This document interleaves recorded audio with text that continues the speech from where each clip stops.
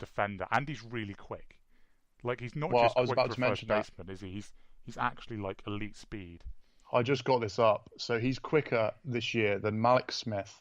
He's about the same speed as Trevor Story, same speed as Mike Trout, around the pace of Kevin Kiermaier and Ahmed Rosario. Yeah, so that, And like, he's playing above average outfield defense. well, It's ridiculous. you're talking about Ahmed Rosario. He's I think he's going to develop into something more, but at the moment, his basically main tool is his speed. He's meant to just be really, really quick. And Cody Bellinger is that quick, but also just really, really good at everything else. He's I've seen these discussions of, oh, could he challenge Mike Trout? And I mean, obviously it's way too soon for that, but like, I know. I mean, basically we just have to see how long this goes on for. But it does seem legitimate, doesn't it? That he could just, well, obviously not quite this good. I don't think. I think that'd be silly. Silly. He's going to have like multiple years this good, but Well, then he might actually be the greatest player of all time if he has multiple yeah, years this good. but he could have, his numbers, the way he's playing and stuff, and how long it's gone on. I wouldn't be that surprised if he finishes this year around there, which would be ridiculous. Well, I think so. The expected numbers are one part of it that make you obviously believe this can go Yeah. on, and the one that we always talk about is like, has there been a change to suggest this is a real thing? And he clearly has. He's tweaked stuff, and when your strikeout and walk rates change that much, like they Yeah. don't tend to just alter randomly, and then like one year No. you walk a lot and then Yeah, you don't. well, you get people who have a good year, but their walkout and strikeout numbers are the same. So Yeah, they're basically the same player. It's just when they were hitting the ball, they got more lucky. and basically, It started going between fielders instead of outfielders, yeah, basically. and But like there's clearly underlying change in all of his game. He is an incredible athlete. I mean, like you were just saying, he's basically in the same echelon of athletes as guys who are in the major leagues primarily because they're an athlete. yeah, He's that extraordinary in that element of the game, and he's now walking. He's walking like at the level of guys that we consider specialist walkers. Like yeah, he's walking like Matt Carpenter, Carlos Santana, and Brandon Belt sort of rate, which yeah. is insane. And he's struck out not much. He struck out 31 times so far. So that is it's not like really stupidly low, but like that is the rate of. I know what is that? That's probably like just under 100 strikeout rate, which like nowadays is What for a guy who's got 20 is home runs in incredibly 50 low. games? 20 home Yeah, runs in 50 games, and you're going to have under 100 strikeouts. In 2019, that's like unheard of. Well, it's basically the way to put most of it into perspective is this is, like you said, this is so good. There's a conversation of if he could be anything like Mike Trout. yeah. After 57 games, but it is ridiculous, isn't it? This is like one of the best like starts to season I've seen in while I've been following baseball. I think maybe I Yeah, might be forgetting something, but I don't know. I just don't feel like it doesn't feel like it's going to end either.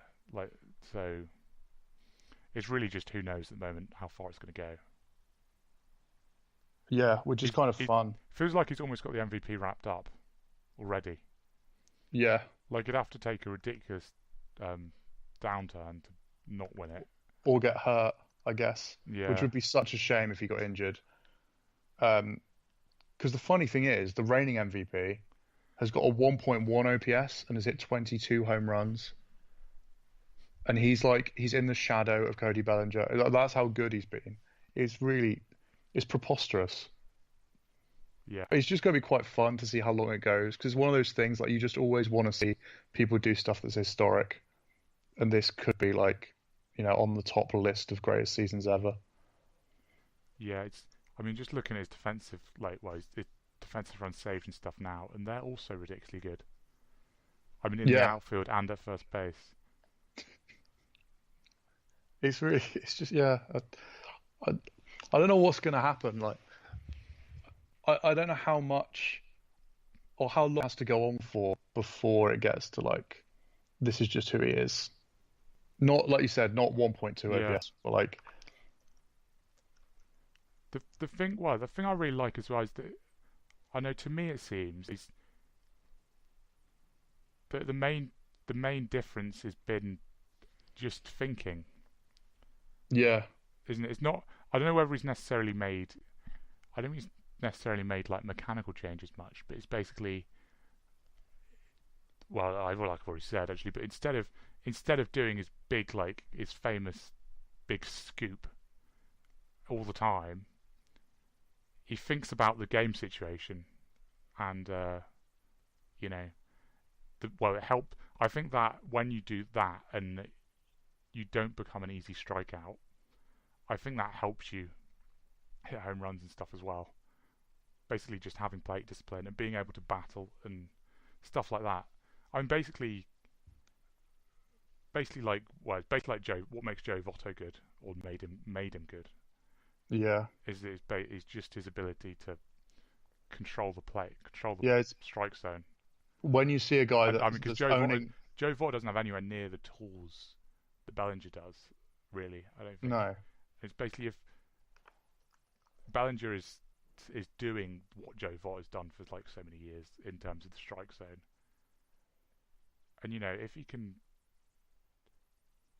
basically keep that up, he can be like quite considerably better than Joe Votto has been, I think. and Joey Votto is probably going to go to the Hall of Fame, Yeah, which is just kind of mental to say anyone that's going to the Hall of Fame that this guy's on a trajectory to be several miles ahead of yeah. what he's become. We're probably getting slightly ahead of ourselves because there's only 57 games, but it's like you say. I just want to continue to see we'll keep see what happens, see how long it goes on for. Yeah, when we do these more regularly, there can be a Bellinger update corner of the podcast. Yeah, I mean, even though we're Giants fans, I yeah, because I mean, well, the Giants it's not going to affect the Giants. The Giants probably aren't going to be good again until after Bellinger's retired. So If we're lucky. Okay, so next on the agenda, another more season-long trend. The Twins. Minnesota Twins. Yeah. Owners. So. Actually, is that the best record? It is. That's their best record. I mean. Well, they're all very close, aren't they? They're all very close. It's the Dodgers. And the Dodgers. No, the Dodgers haven't overtaken them. Let's go. So it's let's just go about the best. The best like record and the best in the American League Central by an absolute mile. Yeah, and basically the Cleveland strategy we talked about in the preseason stuff is backfired quite horribly. I mean, they had injuries, didn't they? But like, they basically traded away a lot of guys and hoping that pretty much just Lindor Ramirez can like give them all their offense. Well, and Jose Ramirez has been the big thing, hasn't it? That he's just, well, something's happened to him. He's not that guy. Yeah. OPS of 640. They had to have him being absolutely like MVP level, and then they might be. Well, it wouldn't have made up for this gap. And then, like you said, they had injuries. They basically took a huge, huge risk. And then the Twins did well. They were opportunistic, weren't they? They made a lot of moves this offseason. And the thing we spoke about before with them as well is they went for depth.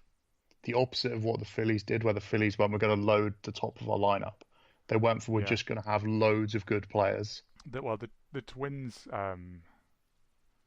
they've basically had loads of these guys up for a while, haven't they? Yeah. Loads of these youngish players, they're maybe not that young now, but they've been around for a while. I feel like this, over the last few years, sort of got used to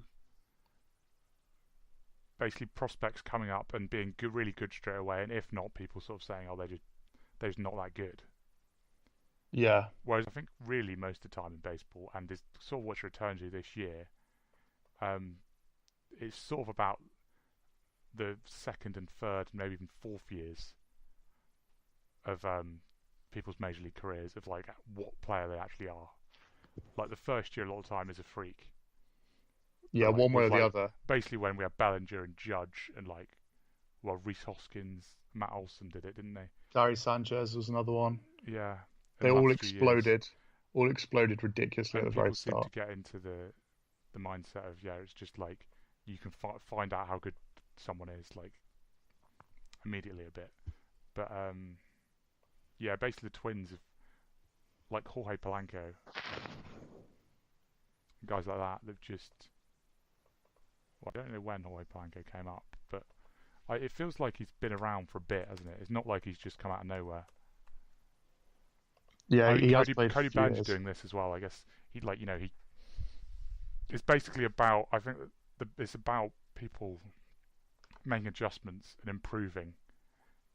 Really, if players are going to have good careers Yeah, going and the into big their yeah, he made his debut in 2014, Jorge Polanco, but yeah, didn't play that much till 2016. and then obviously had the ban last year as well. Yeah, well, he still played Um, 77 games last year. but Um, they so it's, the big ones. Well, Kepler's having a massive year. Buxton is being maybe not quite all the way to what the promise was, but he's getting there. Um, and obviously still an incredible defender. The outlier of their main players is funnily Marwin Gonzalez. or has he been bad? Yeah, he has Yeah, been. he struggled. But This obviously Jorge Polanco's been amazing. I feel like I feel like that's a win for us, the Marvin Gonzalez thing, because weren't we saying that at the start of the season? What Weren't we, he's actually not that good. that he's not very good offensively, and sort of signing him as a free agent, like usually you're signing a free agent for big money, you want them to be an everyday player, and it's sort of him being an everyday player and having a spot is not what makes him valuable. Like he's not No, valuable as an everyday player. no, that's true. Um, but yeah, it's that what I like about they've succeeded is obviously like Polanco's OPS is one, so that gets a lot of attention. But they've sort of done well by everyone just being like above average, Yeah, which is kind of what I thought might happen. Like Nelson Cruz has only played 35 games. He's just been Nelson Cruz, slugging over 500. yeah, Jonathan Scopes bounced back a bit, which seemed possible. Like he was that guy not that long ago, and then suddenly became non-tendered by the Brewers, which was a bit surprising. Um, Jorge Polanco's, like I said, is a bit of a freaky thing. Eddie Rosario, that's just like he's a good hitter. yeah, That's who he is. He's been a good hitter for several years. Um, kind of doing, I guess, all baseball's doing it by committee. The only really freaky stuff is like Jason Castro, a 931 OPS. I know that's probably not going to stick. But even their starters have overperformed as well a bit, or like I guess it's not crazy again. Jake Odorizzi's stuff is a bit over the top, yeah. but most it's just like everyone's at I'm yeah, the but like, top bound. and like Barrios having that, like I know, like a couple of years ago when he was like really breaking through a bit, but then I don't think his results ended up that well. That's kind of what people were expecting him to become. Yeah, Is this? Is like, you know, this is just that like there's not that ridiculous that this could just be Jose Barrios for like the next few years. He's just like, you know, in the Cy Young, like gets Cy Young votes, not necessarily like top of contention, but just getting like, you know, he's gets on that some Cy planet, Young votes every year. Yeah, and that's so it sort of feels. I mean, their current record is incredible, and it's kind of what you need everyone to be at their very best, like they have been, yeah. to get this. But I don't think them being better than the Indians seemed impossible by any stretch of the imagination. Like No, this seems, I didn't see this though at all. I mean, I think the Indians have underperformed as well. But yeah, it's like, but it's basically the Indians took a gamble of, oh, we think we're gonna be better than them anyway, even by trading away these guys, and well, quite clearly they're not. well, Not this even is close. I kind of expected it to. I expected it to be like pretty close, to be like a close contest between them it after those still could moves. be, it It still could could be, be, because but I think what's that statistic I saw the other day? I mean, it's not great. I can't actually remember the statistic. Oh, that's good. of That's about good stuff.